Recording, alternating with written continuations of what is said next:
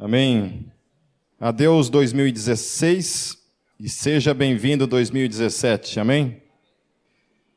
E aí, foi um bom ano? Foi uma porcaria? Foi um bom ano? Pô, 2016 morreu gente pra caramba, né? Dos famosos aí.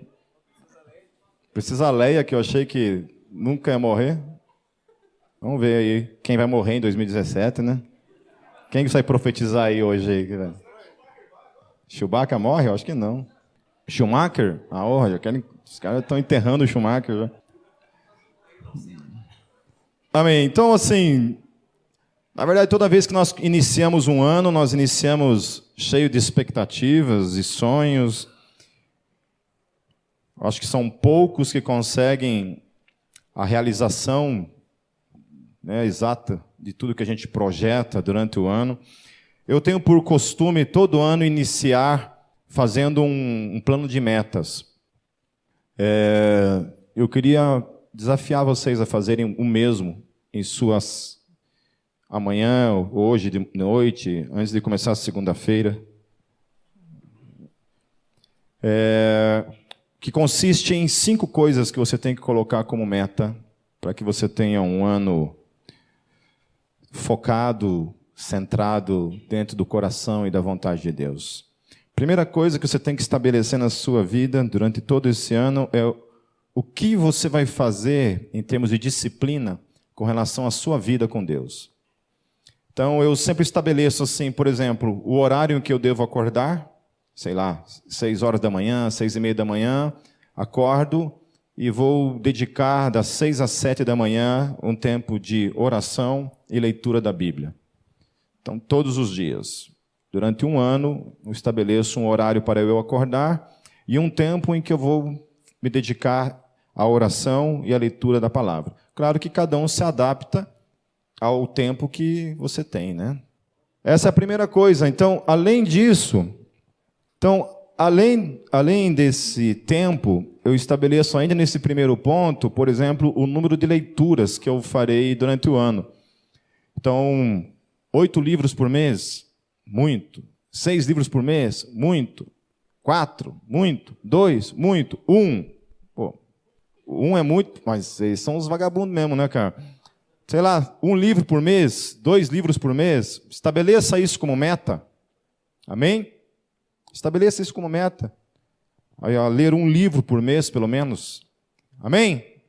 Levanta a mãozinha assim. Deixa eu ver. Levanta de novo, fica com a mão levantada. Vou tirar um selfie aqui agora, quero ver. Ler 1 livro por mês, ou quantos você achar necessário.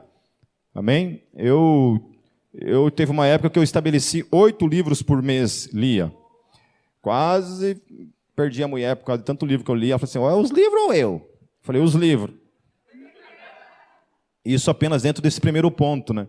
O segundo ponto, estabeleça a sua família. O que você irá dedicar à sua família durante o ano. Então, eu estabelecia lá, por exemplo, um dia da semana para ter um dia só para passear com a esposa, ir para cinema, ir almoçar fora, jantar fora, e, assistir um filme em casa, alguma coisa assim. Durante um dia da semana, se dedicava somente a isso, e um tempo com o filho, alguma coisa direcionada à questão da família. Não apenas somente um tempo durante a semana, mas, por exemplo, estabelecer um discipulado com o filho durante todo o ano. Olha, toda terça-feira de noite eu vou ter um tempo de discipulado com meu filho, por exemplo. Então, relacionado à questão da família. Terceiro ponto, com relação ao seu trabalho. O que você quer esse ano com relação ao seu lado profissional? E investir nisso, talvez fazer um curso profissionalizante, talvez estudar para uma faculdade, talvez aprender a capinar um lote, quem sabe, por que não? Né? Tudo é trabalho em nome de Jesus, amém. Certo? Quarta coisa, estabelecer um ministério que você irá servir o reino durante o ano. Amém? Alguma coisa. Estabeleça, olha, esse ano eu quero servir a Deus, na diaconia, quero servir a Deus no ministério de intercessão, quero servir a Deus no ministério infantil, quero servir a Deus em tantas coisas que você pode estabelecer, no ministério de evangelismo, que acontece uma vez por mês, nos sábados, lá no Largo da Ordem. Estabelece um projeto para esse ano, para que você não passe mais um ano sendo um espectador do reino de Deus. Amém? E, por último, estabeleça um investimento em você mesmo. Sabe? Sei lá, fazer uma academia. Amém? De balé, quem sabe? Fazer uma academia. Uma academia? Não sei. Uma academia, alguma coisa assim. Mas, sei lá, alguma coisa aí, invista na sua saúde, vai fazer alguma coisa. Faça alguma coisa, compra uma bicicleta. Amém? Então, faça isso durante todo o ano. Amém? Começamos bem. Abram suas Bíblias no Evangelho de Mateus, lá no capítulo 16, a partir do verso 13. O título dessa pregação é Quem é Jesus? Ou quem é Jesus Cristo? Vamos lá. Deixa eu orar antes. Senhor Deus, nós consagramos esse tempo agora ao Senhor. O tempo em que estamos diante daquilo que é santo e que transforma as nossas vidas, que é a Tua palavra. Somente ela tem o poder de trazer luz para a escuridão do nosso ser. Somente a Tua palavra vem e ilumina, nos traz entendimento acerca da Tua vontade, da Tua revelação, da Tua grande obra, separada e preparada para cada um de nós. Obrigado pelo privilégio que nós temos como igreja, Senhor Jesus, de hoje estar aqui, ler a Tua palavra, aprender da Tua palavra, se alimentar do pão da vida. Em Teu nome, Jesus, que eu oro. Amém. Vamos lá.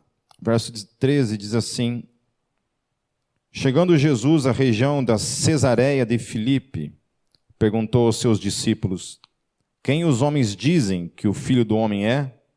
E eles responderam: Alguns dizem que é João Batista, outros Elias, e ainda outros Jeremias ou um dos profetas. Eu acho interessante também o texto de Lucas, que é o Evangelho Sinóptico desse texto. Vocês não precisam ler, pode somente eu ler, mas quem quiser ler, Lucas 9, versos 18 e 19, diz assim: Certa vez Jesus estava orando em particular, e com ele estavam os seus discípulos. Então lhes perguntou: Quem as multidões dizem que eu sou? Eles responderam: Alguns dizem que és João Batista, outros Elias, e ainda outros que és um dos profetas do passado que ressuscitou. Então, quando se tratava das multidões, o que as multidões pensavam acerca de Jesus? Quando elas confessavam Jesus, o que elas estavam falando? Então, uns diziam que Jesus era, de alguma forma, uma reencarnação de João Batista, porque João Batista havia morrido, certo? E agora aparece um outro cara manifestando no seu ministério algumas coisas semelhantes à forma como João Batista também agia. Por exemplo, lá em Mateus 14, 1, o Herodes, o tetrarca, diz assim: ele ouviu os relatos a respeito de Jesus e disse aos que o serviam: Este é João Batista, ele ressuscitou dos mortos, por isso está operando nele poderes miraculosos. Então as pessoas, por causa desses milagres, essas operações que haviam na vida de Jesus, achavam que Jesus também era João Batista ressurreto de alguma forma. Por que não é? Além do texto que vai dizer que não é, ele não é porque João Batista e Jesus viveram juntos, se conheceram, caminharam juntos, certo? Não tem como João Batista reencarnar 2 vezes na mesma vida, certo? Ok? Não tem espírita no mundo que vai dizer isso. Você é a reencarnação do Satanás e você também. Não tem como. Você só pode ser de uma coisa ou de outra. Ok? Falei, Satanás, por que vocês riram? Não riram? Vocês acham que é ser humano? É Satanás mesmo, não tem outra palavra. Certo? Então, quando se reencarna, não tem como reencarnar dois espíritos no mesmo tempo. Certo? Reencarnação não é possível, mas eu estou falando que se fosse possível, é muito pouco provável. Amém? Amém? Ninguém está entendendo que eu estou defendendo alguma coisa aí relacionada a isso, né? Não estou defendendo isso não, amém? É bom explicar bem explicadinho, porque, né? Já sei lá o que acontece. Amanhã já está lá, eu lá, Facebook lá, Pastor Pipe prega a reencarnação no culto. Então, não é o Pipe Kardec nessa noite, amém? Então, uns achavam que era João Batista. O texto fala que outros pensavam que era Elias. Ok? Também não é possível ser Elias, por quê? Porque Jesus, lá no Monte da Transfiguração, Jesus tem uma conversa, tanto com Moisés, quanto com Elias. Então, Jesus não tinha como estar tendo uma conversa com ele mesmo.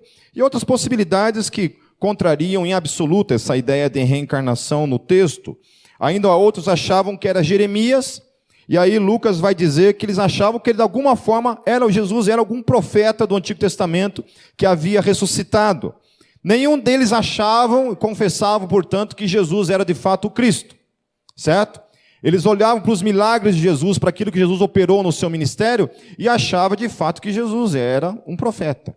Alguém como Elias, por exemplo, né, que foi talvez um dos maiores profetas do Antigo Testamento, que manifestou milagres e prodígios. O profeta Eliseu também, que manifestou prodígios.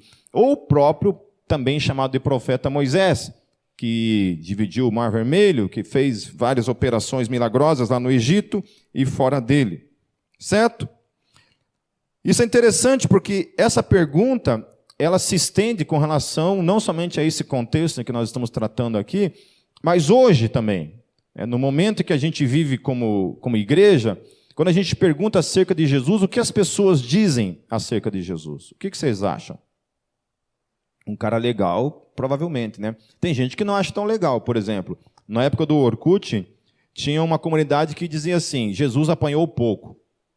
Então, tinha uma comunidade no Orkut na época que era isso. Então, tem gente que acha Jesus legal, tem gente que acha que Jesus devia ter apanhado mais, né? Que não era tão legal assim, certo?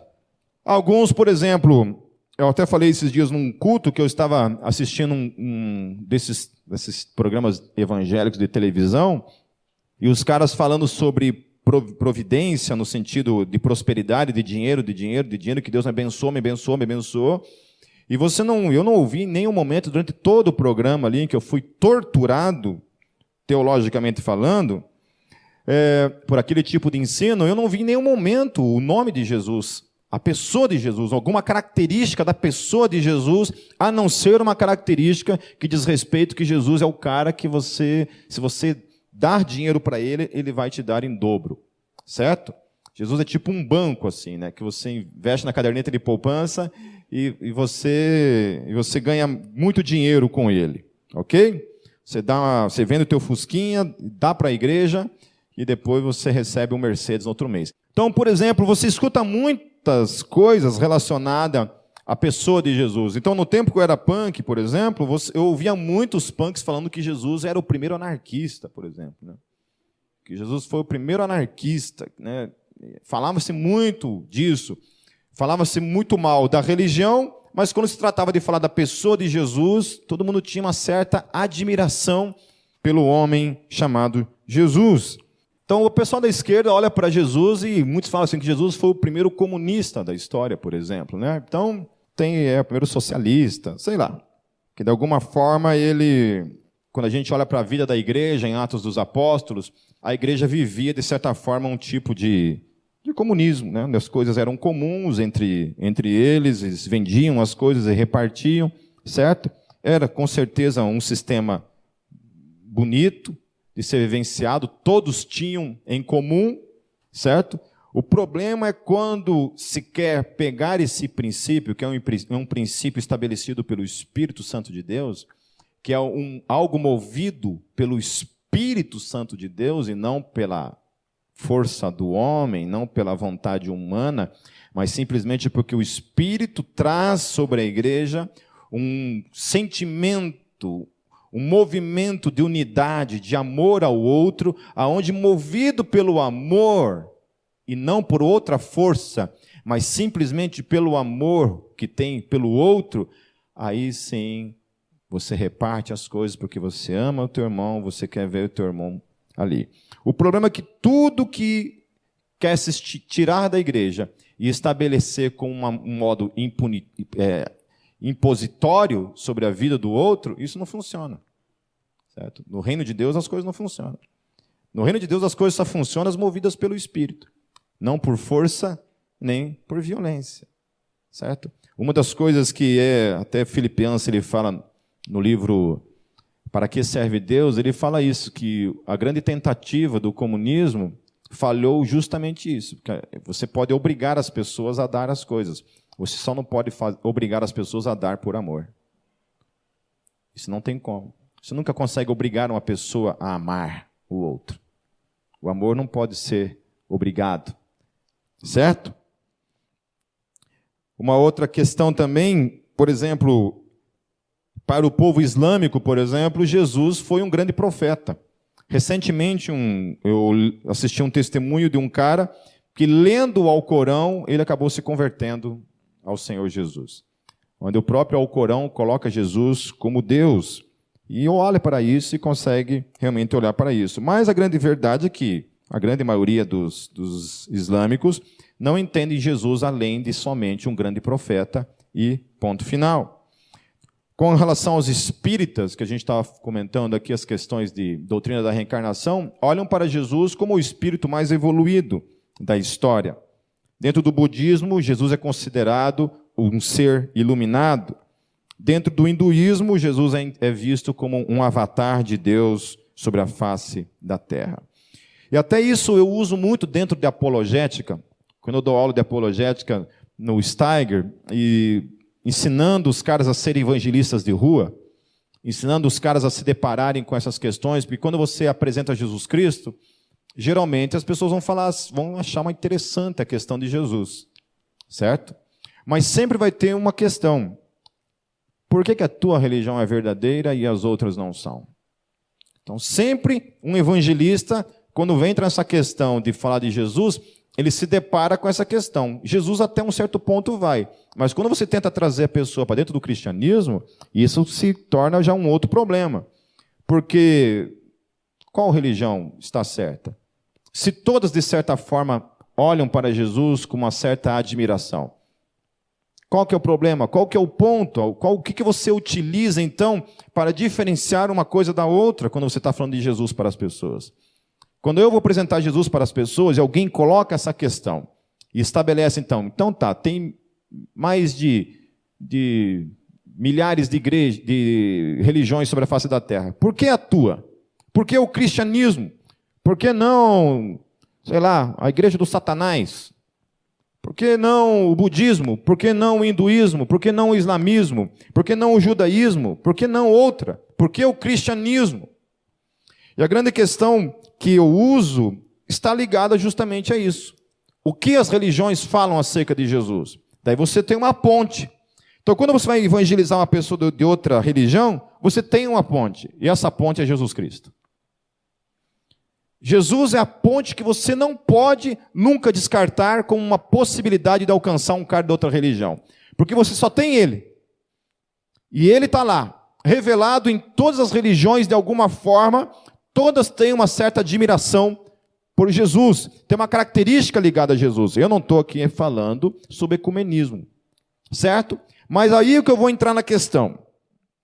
Quando alguém estabelece essa questão acerca de Jesus, por que então o cristianismo é verdadeiro e as demais não são, eu sempre lanço uma pergunta para essas pessoas.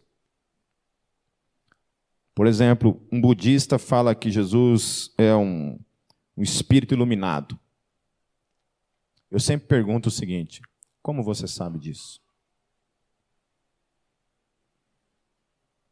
Quando um árabe fala que Jesus era um grande profeta, eu sempre pergunto: como você sabe disso? Como? Como você chegou a essa conclusão? Como se chega à conclusão que Jesus foi tudo isso que se diz por aí?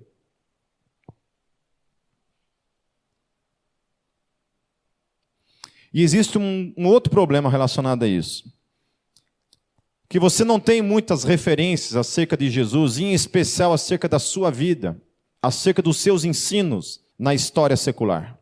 Você não vê historiadores contemporâneos de Jesus, na época de Jesus, contando coisas sobre Jesus que dizem respeito ao seu ministério, a quem ele era, aos seus ensinos, à pessoa dele. Logo, tudo o que se diz acerca de Jesus, como verdadeiro, como grandioso, como iluminado, como grande mestre, se baseia numa única coisa. No quê? Aonde? Fala mais alto. Na Bíblia.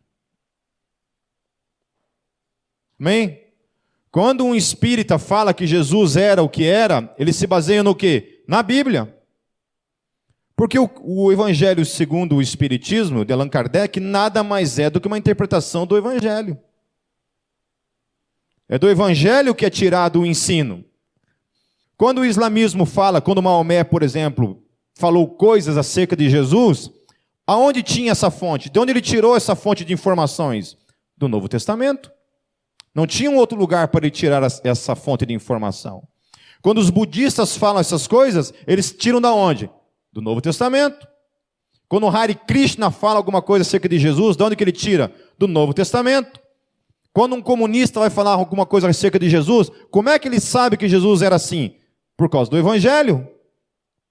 Quando um punk vai dizer que Jesus era anarquista, de onde que ele tira essa informação? Do Evangelho. Só tem um Evangelho para tirar. Não há outra fonte, não há outro lugar. Esse cara não estava um dia em casa e apareceu um anjo punk lá e ensinou ele acerca de Jesus. E ele estabeleceu isso, portanto, como uma verdade. Amém? Então, todas essas coisas apontam para o Evangelho. Amém? E aí você chama o cara para o teu campo de domínio. Se é sobre Jesus, então, se você crê em Jesus, e as informações que você tem apontam para o Novo Testamento, porque você olhou para o Novo Testamento para dizer essas coisas, porque se você está dizendo coisas que não estão no Novo Testamento, então você não sei de onde você tirou essa informação.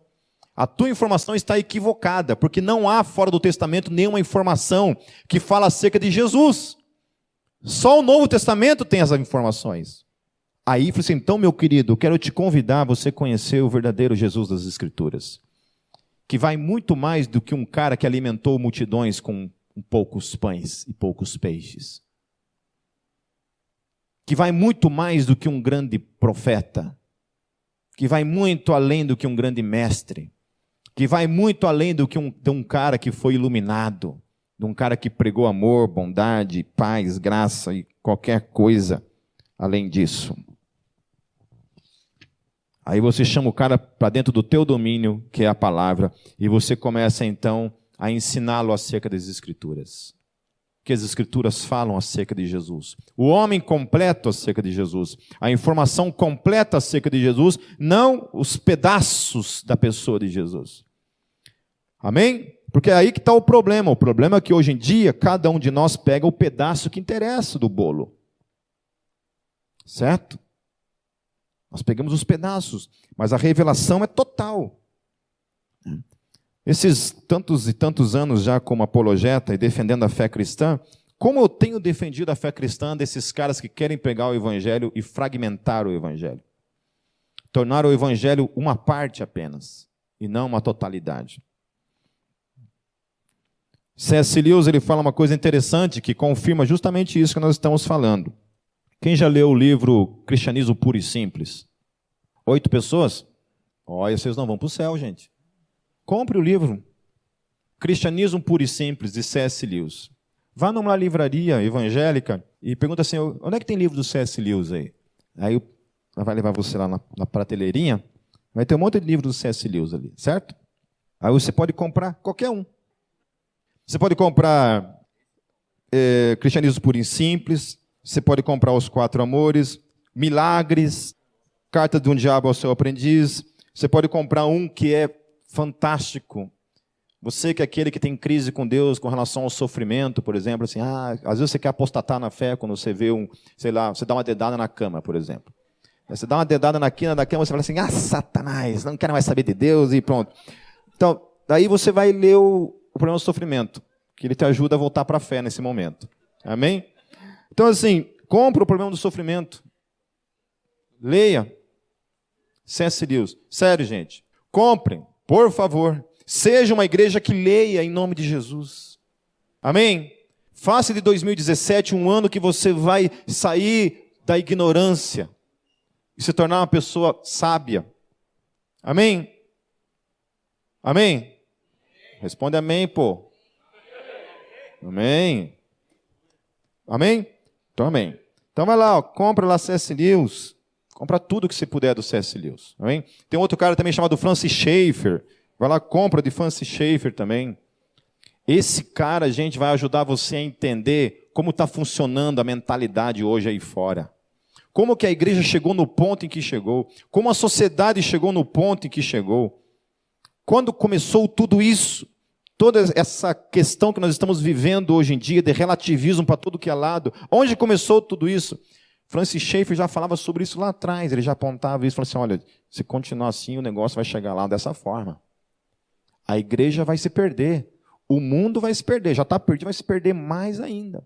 A sociedade vai se perder se ela continuar lidando dessa forma com as coisas verdadeiras, com a verdade, com o absoluto. E dito e feito, nós estamos vivendo exatamente tudo aquilo que ele apontou lá atrás. Principalmente uma trilogia chamada A Morte da Razão, O Deus que Intervém e O Deus que se Revela. Esses 3 livros você tem que ler antes de você morrer. Amém? Certo? Eu estava tendo uma crise existencial ontem. Ontem era dia 31, né? Eu estava na minha biblioteca, assim, olhando para os meus livros lá. Eu estou com 40 anos, 44 anos. Falei, puxa, se eu começar a ler, sei lá, um livro por mês, cara, não vai dar tempo de viver o tempo suficiente para ler tudo isso aqui, né?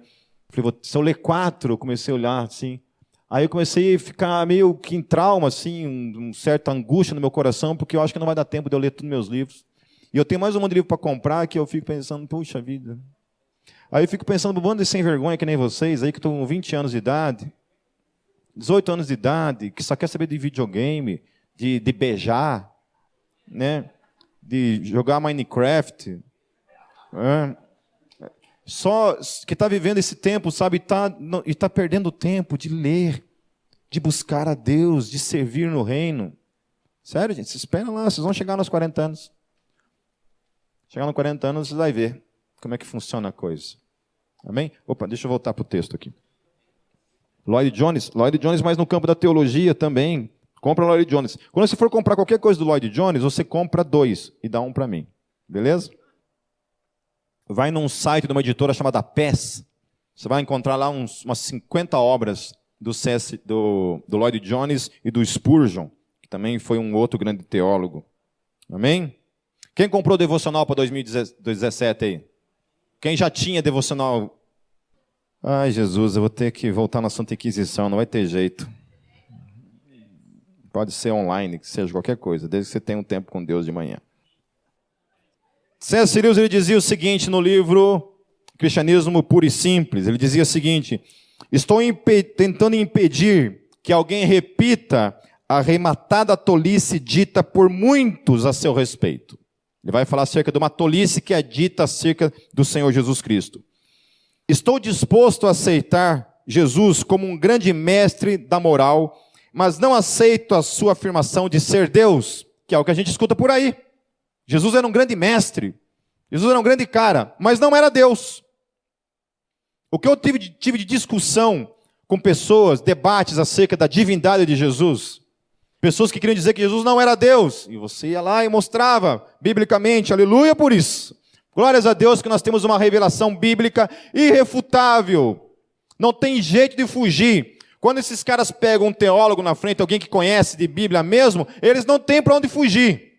Então eles pegam burro, eles pegam gente que não conhece Bíblia, eles pegam gente que não estuda. Mas quando eles pegam alguém que conhece, que lê, não é, isso não estou me vangloriando, alguma coisa desse tipo, mas estou dizendo que isso é fruto da leitura, não é uma coisa que eu nasci com ela, não nasci inteligente, eu era burro que nem vocês, da mesma forma, entendeu? Eu só fiquei um pouco mais inteligente porque eu comecei a ler. Então eu creio na tua capacidade de ser uma pessoa inteligente também. Amém? Amém? Fala assim, 2017 não vou ser mais burrinho, vou ser inteligente igual o Pipe. Amém? Ô, glória! Vamos lá. Continuando na humildade. Vamos lá. Os visitantes, eu estou zoando, sabe? Você não está acostumado comigo, não é sério o negócio aqui. Não vai sair daqui dizendo que o Pipe é arrogante. Apesar que eu sou também, né? Mas diz assim, essa é a única coisa que não devemos dizer, ele fala. Não fique falando esse tipo de coisa. Um homem que fosse somente um homem e dissesse as coisas que Jesus disse, não seria um grande mestre da moral. Se você diz que Jesus não era todas essas coisas e não era Deus, ele não era mestre da moral. Há uma contradição aí, biblicamente falando. Por que eu estou dizendo isso? Por que C.S. Lewis está dizendo isso? Aonde vem a informação de que Jesus era o grande mestre moral? De onde vem? Da Bíblia. Por isso ele está estabelecendo isso. Olha, se você vai somente dizer que Jesus é um grande mestre moral, e você vai negar a sua divindade, você está dizendo uma tolice. Não fale que ele é um grande mestre moral se você vai negar a sua divindade. Certo? C.S. Lewis fala, não tem como você dizer uma coisa sem reconhecer a outra. É preciso reconhecer as duas coisas para que uma coisa faça sentido. Até porque você está se baseando num livro. E aí quando você nega uma parte e acredita somente em uma parte, o que isso significa? Que você está sendo o agente crítico que estabelece então o que na Bíblia é e o que na Bíblia não é. E aí vira a casa da mãe Joana. Aqui já é a comunidade da mãe Joana, né? Aí vira mais a casa da mãe Joana mesmo, porque daí cada um estabelece aquilo que acha que é, e pronto. Um homem que fosse somente um homem e dissesse as coisas que Jesus disse, não seria um grande mestre da moral, C.S. Lewis diz. Seria um lunático, no mesmo grau de alguém que pretendesse ser um ovo cozido, por exemplo. Ou então o diabo em pessoa. Faça a sua escolha. Ou esse homem era e é o Filho de Deus, ou não passa de um louco, ou coisa pior. Você pode querer calá-lo por ser um louco, pode cuspir nele e matá-lo como a um demônio, ou pode prostrar-se a seus pés e chamá-lo de Senhor e Deus. Mas que ninguém venha com paternal condescendência dizer que ele não passa de um grande mestre humano. Ele não nos deixou essa opção e não quis deixá-la. Aleluia e amém. Amém? Ou Jesus é Deus, ou é um lunático, é um louco, ou até mesmo um demônio, que enganou a todos nós. Então, quando você vai olhar para as Escrituras e estabelecer que Jesus é alguma coisa, olhando para as Escrituras, então olha para o todo. E aí não tem para onde fugir, meu querido. E aí só tem um jeito. A gente vai olhando para as qualidades, e quando você vê, você está prostrado diante de Deus em Cristo Jesus. Aleluia. Aleluia. Amém? Por isso que eu posso levantar as mãos e adorá-lo como Deus. Porque não tenho como fugir que o Novo Testamento revela Jesus como Deus. Então, por isso você chamou a pessoa para dentro do seu campo de domínio. E aí você pode dizer assim, olha, se você está disposto mesmo a falar que Jesus é isso, então venha comigo e venha olhar o que a Bíblia fala acerca de Jesus. Aí se ele quiser negar que Jesus é Deus, mesmo sendo uma revelação das Escrituras, daí você fala assim, então você pare de falar essas coisas acerca de Jesus. Pare de falar então. Amém? Isso é o conceito da multidão, é o que a multidão, de certa forma, pensa acerca de Jesus. Daí Jesus ele continua a partir do versículo 15, dizendo assim, e vocês, perguntou ele, quem vocês dizem que eu sou? Então a multidão pensava assim, mas Jesus olha para os seus discípulos, uma vez que nesse momento é o momento em que as multidões o haviam abandonado, dado as costas para ele, muitos estavam apenas atrás dos milagres, como a gente vê por aí, não é? A gente não vê que Jesus chama, muitas vezes o nome de Jesus é usado para chamar as multidões em busca das suas bênçãos, em busca dos seus milagres. E aí quando o evangelho consiste em mudança de caráter, em mudança de vida, numa vida de renúncia, numa vida de cruz, o que acontece, galera? Foge. A parte de Jesus que me interessa é somente essa parte. Por isso que poucos permanecem. Porque enquanto está tudo bom, está tudo legal, está no primeiro amor, você está lá todo apaixonado por Jesus, aí você acha que Jesus vai te proteger exatamente de todas as coisas, você não vai ter problema, você não vai ter luta, tudo vai ser 1000 maravilhas, aí começa a vir os problemas, se você ora e você vai para a igreja, e você dá dinheiro para a igreja, e nada acontece, aí chuta o balde. E eles têm uma pergunta crucial para eles, então, quem vocês dizem que eu sou? Meus queridos, isso é o divisor de águas na minha e na tua vida. É a resposta que nós damos quanto a isso. quem eu e você dizemos que Jesus é? Versículo 16, Simão Pedro respondeu: Tu és o Cristo, o Filho do Deus vivo. Até então ninguém havia dito isso. Todos o haviam chamado de mestre, Senhor, mas finalmente agora alguém recebe revelação para isso. No versículo 17 diz assim: Respondeu Jesus: Feliz é você, Simão, filho de Jonas, porque isso não lhe foi revelado por carne ou sangue, mas por meu Pai que está nos céus. Aleluia. O que é tremendo nesse texto, meus queridos, é que a resposta que Pedro dá para a pergunta de Jesus não foi algo que nasceu dele mesmo. Não foi a inteligência de Pedro que respondeu. Não foi uma luz dele mesmo que ele percebe alguma coisa. Ele só tem a capacidade de dizer o que disse, de perceber o que ele percebeu e falar o que ele falou por causa de uma revelação. Deus revelou. No meio daqueles 12 que estavam ali, Deus olha assim e sopra sobre a mente de Pedro, e Pedro recebe uma luz. Então ele fala uma revelação. Assim como os profetas não adivinhavam as coisas.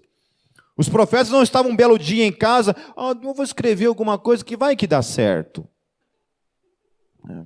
Eu vou profetizar coisas que eu acho que Deus tem vontade de dizer certas coisas, eu acho que é isso que eu vou dizer.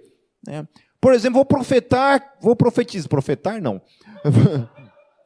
vou profetizar que um dia virá o Cordeiro de Deus que vai morrer numa cruz. Não! Eles recebem revelação da parte de Deus. Deus revela na mente deles a profecia, e eles vêm e escrevem a profecia que vem da parte de Deus. E isso é revelação. Revelado da parte de Deus. Pedro está ali e ele recebe, assim como um profeta recebe, Pedro também recebe essa revelação, e ele então pode dizer: Tu és o Cristo. Em outras palavras, Tu és o ungido, Tu és o Messias, Tu és aquele que foi profetizado que viria, Tu és aquele que viria para restaurar Israel, Tu és aquele que viria para salvar Israel, Tu és o Cristo. A multidão não recebeu tal revelação para dizer, nenhum dos outros recebeu tal revelação, mas Pedro finalmente recebe da parte de Deus a graça e a revelação de poder dizer isso. Tu és o Cristo, Tu és o Filho do Deus vivo, aleluia. Se hoje você pode dizer essas coisas, isso também está coligado, meus queridos, aquilo que João 1, versos 1 a 13 diz. Olha o que capítulo 1 de João, versos 1 a 13 diz. Diz assim, acerca de Jesus de Nazaré, acerca desse que é o Cristo, acerca desse que é o Filho de Deus. Diz assim: veio para o que era seu, mas os seus não o receberam. Contudo, aos que o receberam, aos que crerem em seu nome, deu-lhes o direito de se tornarem filhos de Deus, os quais não nasceram por descendência natural. O que ele estava trabalhando aqui? Aquele entendimento de que se o cara nascesse judeu, automaticamente ele era filho de Deus. Ele era do povo de Deus, ele era um eleito pelo simples fato de nascer judeu. Era esse o entendimento que Israel tinha acerca de si mesmo. E João começa a dizer que não é porque nasceu judeu, porque nasceu naturalmente, de alguma forma, essa pessoa é eleita ou é filho de Deus. Então não nasceu de descendência natural. E ele vai mais além, ele fala assim, nem pela vontade da carne. Não é a carne humana, a fraqueza humana, o pecador no seu estado de caído que tem a força para tal. Nem pela vontade de algum homem, mas o texto fala, mas nasceram de Deus, aleluia. Deus revela, Deus dá a ele um entendimento para entender as coisas. Então, meu querido, se você hoje está aqui, você pode dizer com a sua boca que Jesus é o Cristo, é o Filho de Deus, isso implica que você recebeu revelação para isso, aleluia. Porque se você não recebe revelação da parte de Deus para isso, eu e você somos quem está lá fora. Somos esses que você apresenta a Jesus e o cara não entende nada do que você fala. Você fica frustrado porque o cara não se converte. Você tem horas e horas de conversa com o cara tentando convencê-lo do evangelho. Ele não se converte. E aí tem pessoas que Jesus aparece em sonho. Ninguém fala do evangelho para ele. Ele está ali, como tem acontecido lá na Síria, nos campos de refugiados. Multidões de pessoas têm sonhado com o Senhor Jesus e têm no outro dia corrido, acordado e entregue suas vidas para Ele. Por que o mundo todo não sonha com Jesus? Porque somente para alguns têm recebido a revelação e a graça de poder dizer que Ele é o Cristo. Como eu conheço uma pessoa aqui dentro da Gólgota que também aconteceu a mesma realidade. Jesus apareceu em sonho e acordou uma nova criatura. Nunca mais foi a mesma. Eu não. Comigo foi diferente. O evangelho precisou ser apresentado de outras formas. Precisei estar num retiro de crentes chatos para tudo que é lado. E o evangelho foi apresentado. E naquele dia, alguém que estava ali vivendo nas trevas absoluta, que já ouvira do evangelho centenas de milhares de vezes, porque minha família era desse meio, mas que nunca tinha tido revelação para poder dizer. Eu estava sentado, quando a minha mente, naquele dia, naquele momento, recebeu luz. E eu entendi. E no momento em que eu entendi, eu entreguei minha vida para Cristo. Falei, Jesus, entra na minha vida. Eu nunca mais fui o mesmo. Revelação. Sabe, talvez você esteja olhando para isso e dizendo assim, o Pipe é calvinista, está vendendo Calvino. Não é isso não, meus queridos. Amém? Tanto Calvino quanto Armínio acreditavam nessa mesma coisa que eu estou dizendo. Se você é arminiano está aqui nessa noite, acredita no livre-arbítrio, Armínio não acreditava no livre-arbítrio da forma como muita gente está dizendo por aí. Tem muita gente dizendo coisas em nome de Armínio que não sabe nem o que está falando. Armínio acreditava, assim como Calvino, que se Deus não revelar na mente do pecador, se Deus não revelar no entendimento humano, o ser humano é incapaz de compreender o evangelho. Armínio e Calvino acreditavam da mesma forma, da mesma coisa. Armínio não acreditava assim que você estava um dia na rua assim, você, quer saber de uma coisa? Eu quero Jesus, e você ia para a rua. Armínio acreditava que nessa condição você ia para o inferno da mesma forma.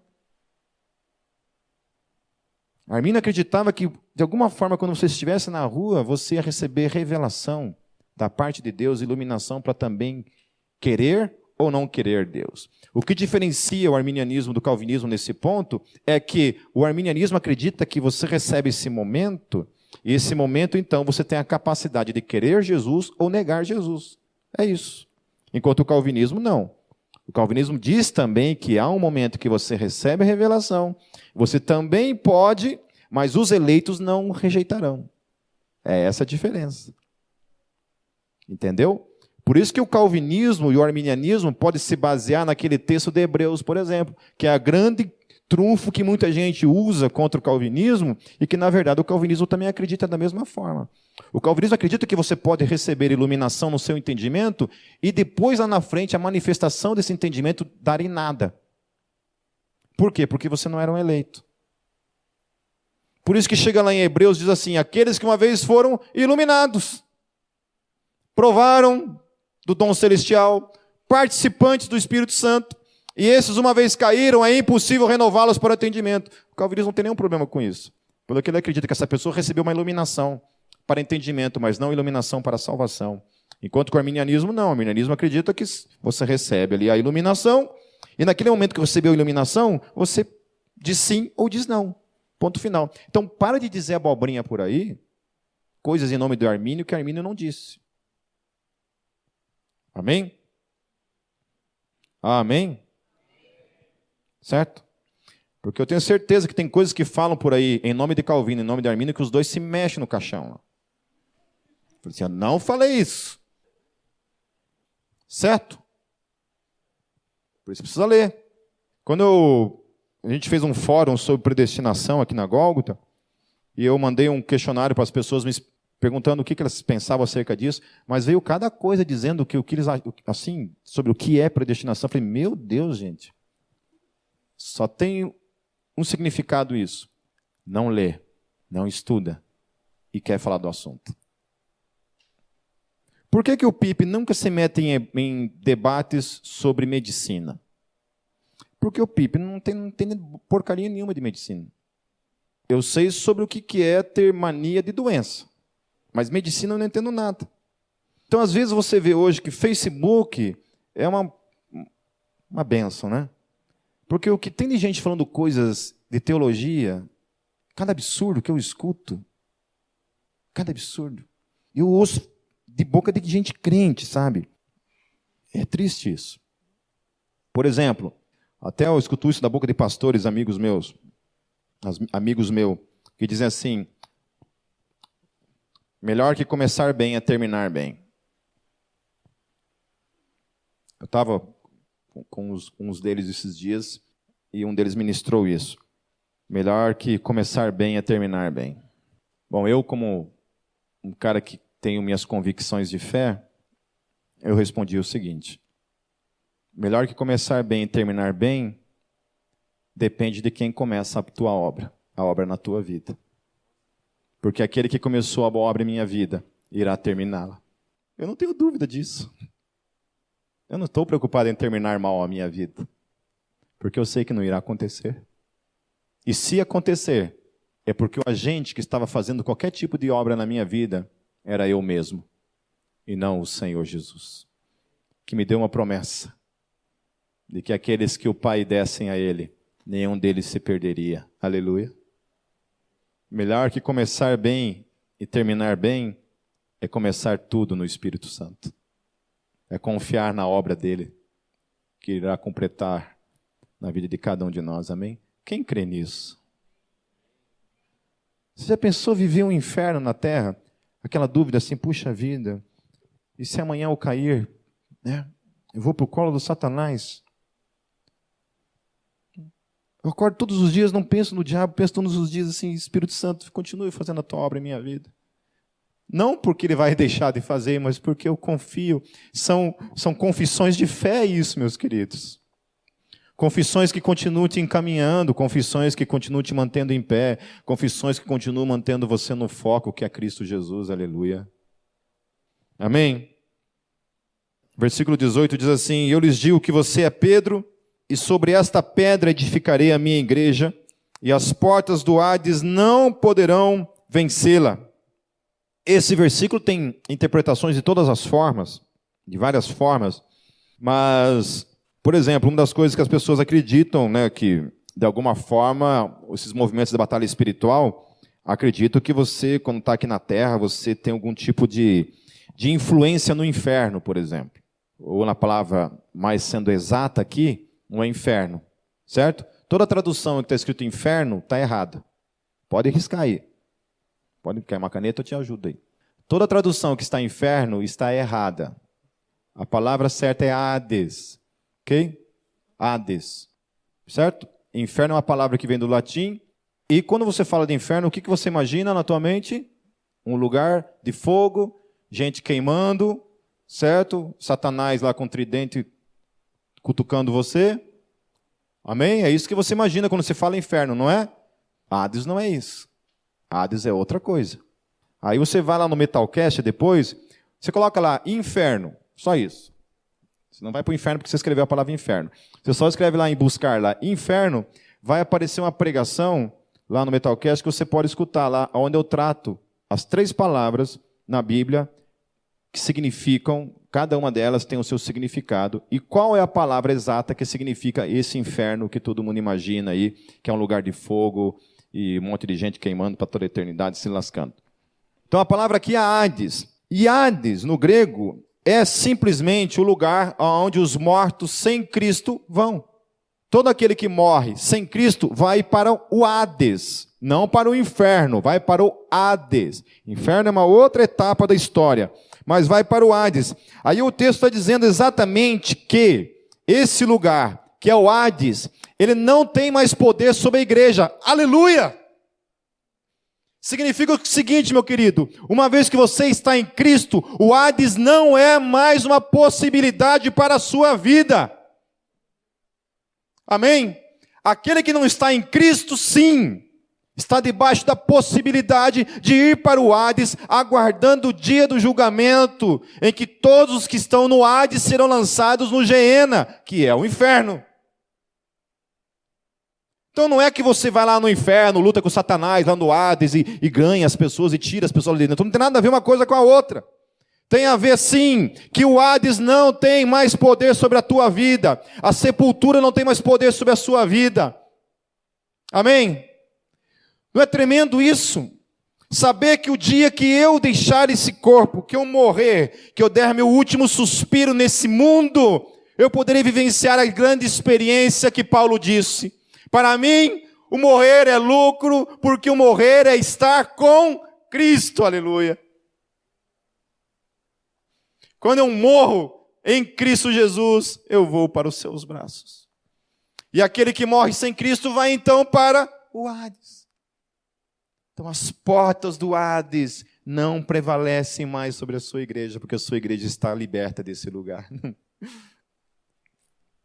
Você pode confessar isso todos os dias na sua vida como uma forma de louvor e adoração a Deus? Vou fazer uma música para domingo que vem, sobre o Hades. O nome da música vai ser Hades. Vai ser uma música bem black metal essa aí. Amém? Amém?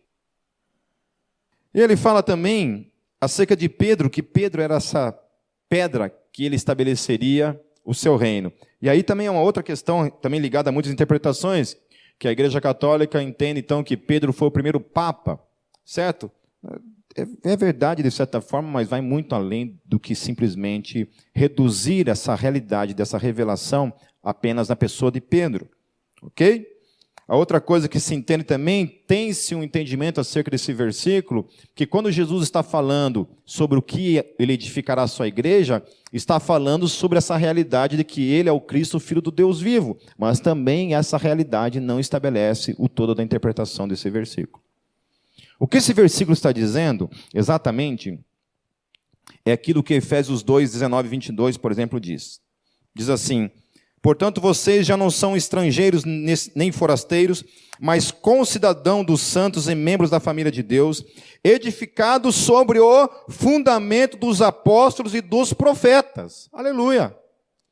É verdade isso, gente. Jesus estabeleceu a sua igreja, ele fundamentou a sua igreja sobre a doutrina dos apóstolos, ponto.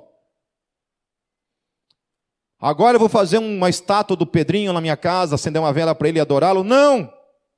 Mas é verdade que Jesus estabeleceu a sua igreja, edificou a sua igreja sobre os 12 apóstolos, a doutrina dos apóstolos, e nós somos a herança disso. Não tem nenhum problema com isso. Amém? Certo? E por que eu estou dizendo que Jesus está estabelecendo justamente sobre a vida deles? Por que ele estabeleceu a sua igreja sobre a vida dos apóstolos e da sua igreja? Porque eu lhes darei as chaves do reino dos céus. O que você ligar na terra será ligado nos céus. O que você desligar na terra terá sido desligado nos céus. Ele sobe e deixa toda a autoridade do reino na mão da igreja. Ele fundamenta a igreja. Está aqui, vocês serão o fundamento da minha igreja. E a igreja então passa a ser fundamentada sobre a doutrina dos apóstolos e com as chaves do reino, tendo o poder para ligar e o poder para desligar as coisas nos céus. Versículo 20, para encerrar: e então advertiu a seus discípulos que não contassem a ninguém que ele era o Cristo. Ele guarda isso somente para os 12 que estão ali. Não revela isso para o mundo todo. Ele aguarda. Não. Ainda não é o tempo. Mas é o tempo de vocês saberem, então, que eu sou o Cristo. Ele concorda com isso, que ele era de fato aquilo que eles estavam dizendo acerca dele, o Cristo. E aí entra nós. O quanto essa realidade tem sido realidade que tem feito grande diferença de fato na minha e na tua vida. Até onde nós estamos dispostos a caminhar nessa grande realidade, que é a realidade daquilo que a gente confessa com a nossa vida. Tu és o Cristo, o Filho do Deus vivo. E nós vamos caminhar em cima dessa verdade, fundamentado na doutrina dos apóstolos, ou nós vamos ser essa geração de pessoas movidas por outras coisas que não são essas realidades, de que Jesus é o Cristo. E nossa vida está fundamentada sobre a doutrina dos apóstolos. Aleluia. E aí eu fico assim, maravilhado na minha vida, por ser uma pessoa que tem tido a graça de falar exatamente as mesmas coisas que têm sido ditas em 2000 anos de história da igreja. Porque eu fui chamado, meu querido, e se você tem um chamado para ser um ministro da palavra, você só tem um chamado, e não é falar algo novo. Fuja, mas saia correndo quando apareceram alguém dizendo assim, eu tenho algo novo para dizer da parte de Deus. Fuja.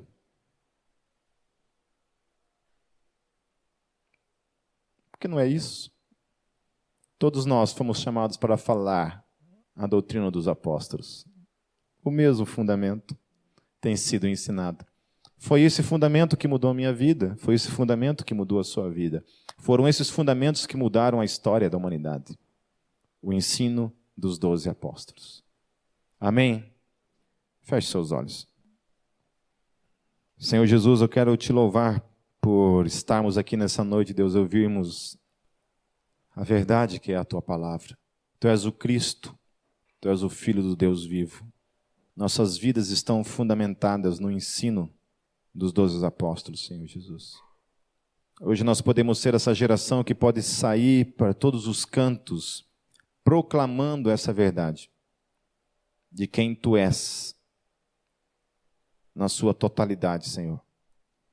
Deus nos ajude, Senhor, nesse ano de 2017, Deus, a confrontarmos o mundo com essa realidade. Enquanto as multidões estão afirmando coisas acerca de Ti, que são fragmentos daquilo que é a totalidade da Tua pessoa, nós queremos ser desafiados pelo Teu Espírito, Senhor, a apresentar o Evangelho na sua totalidade para essa geração que está aí fora. Nos ensine, Deus, nos ajude a termos um ano, Senhor, devotos na leitura, na busca, para podermos cada vez mais estarmos preparados para apresentar, para responder a razão da nossa fé, Senhor Jesus. Nos ajude como igreja, Senhor. Que o ano de 2017, na vida de cada um dos que estão aqui, Senhor Jesus, seja um ano cheio de frutos para a glória do Teu nome. Que cada um aqui, Deus, seja um instrumento do Teu Evangelho, Deus, no trabalho, nas ruas, nas faculdades, nas escolas, na família, para a glória do Teu nome, Jesus. Use-nos, use-nos. Em Teu nome, Jesus. Amém. Deus os abençoe. Pode ficar em pé, dá um abraço no seu irmão aí e tenha uma semana abençoada em nome de Jesus.